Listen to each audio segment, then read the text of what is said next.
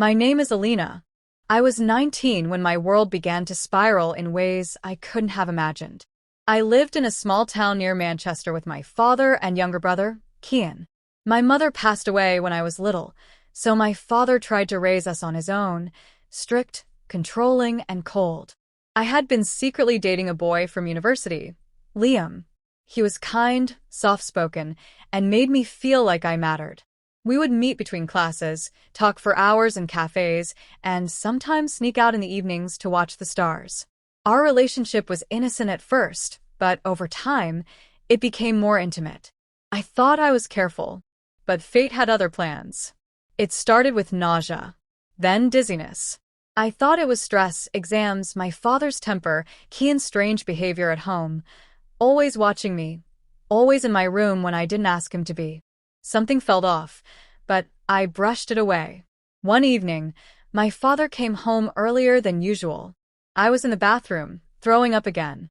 The sound of the door slamming echoed through the house. "Alina," he shouted. "Come here." Now. My heart pounded as I walked to him, wiping my face. He was holding something in his hand, a small box. A pregnancy test. "I found this in the bin." "What is this?"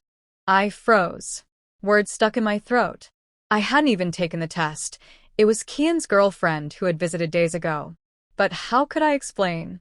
"You've brought shame," he bellowed, and before I could speak, he raised his hand and struck me across the face.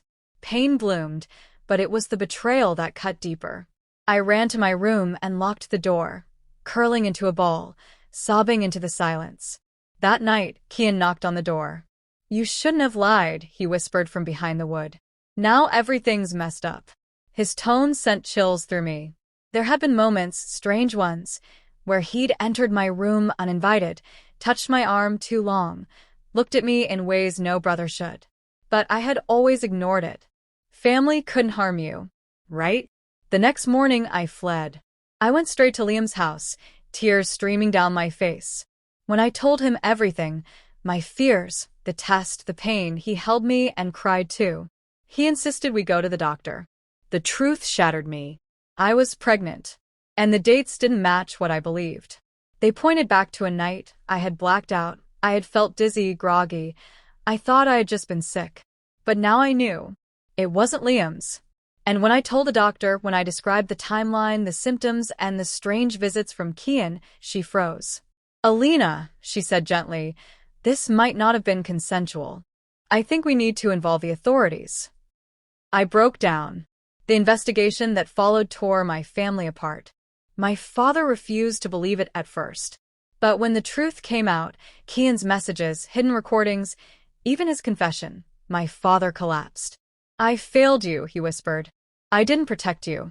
I gave birth to a daughter months later. She was innocent, beautiful. I named her Hope. Liam, though heartbroken, stood by me. He accepted her, loved her, raised her like his own. And me? I learned that strength isn't about silence. It's about speaking out, healing, rebuilding from the ashes. I am not just a survivor. I am a mother, a fighter, and one day my daughter will know. That truth, no matter how dark, must always come to light."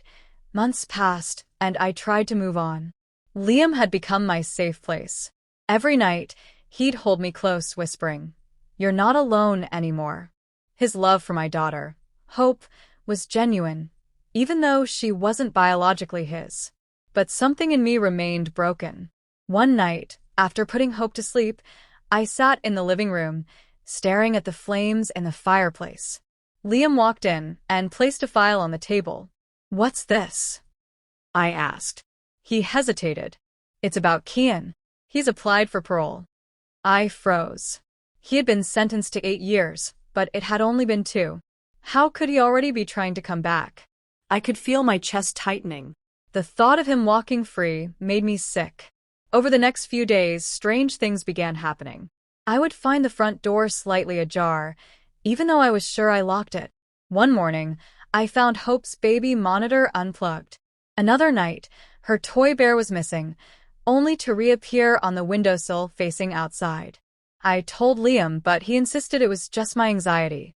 "He's still behind bars, Alina. You're safe. But I knew something was wrong. Then came the letter. No name. Just an envelope slid under our front door. Inside was a photo of me holding Hope in the hospital, a photo that had never been taken by any family member. And a note. I told you, this isn't over. My knees buckled. We went to the police. They investigated and assured me Kian was still in prison. You're safe, they said. But I knew better.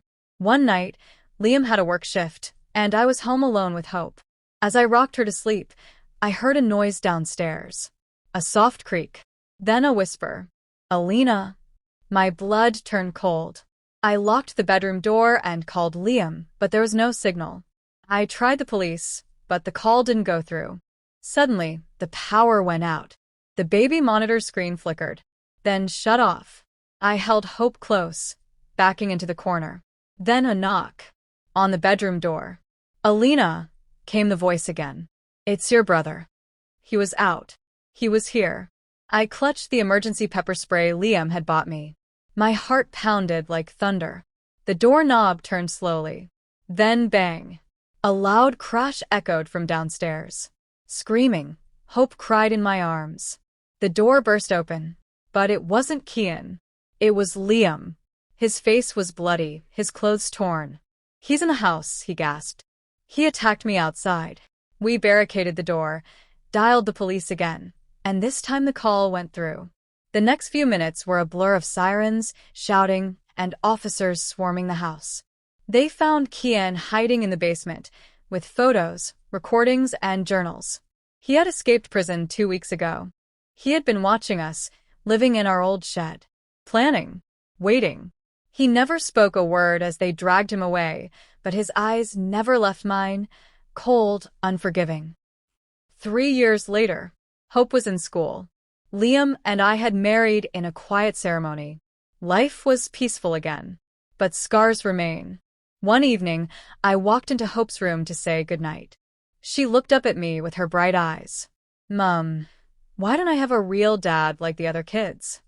I paused. I knelt beside her and held her tiny hand. You have the best dad, I said softly, because he chose to love you. She smiled. Will my real dad ever come back? A chill ran down my spine. No, sweetheart, I whispered. He won't.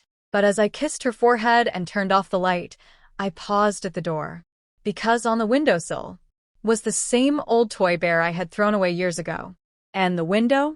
It was slightly open,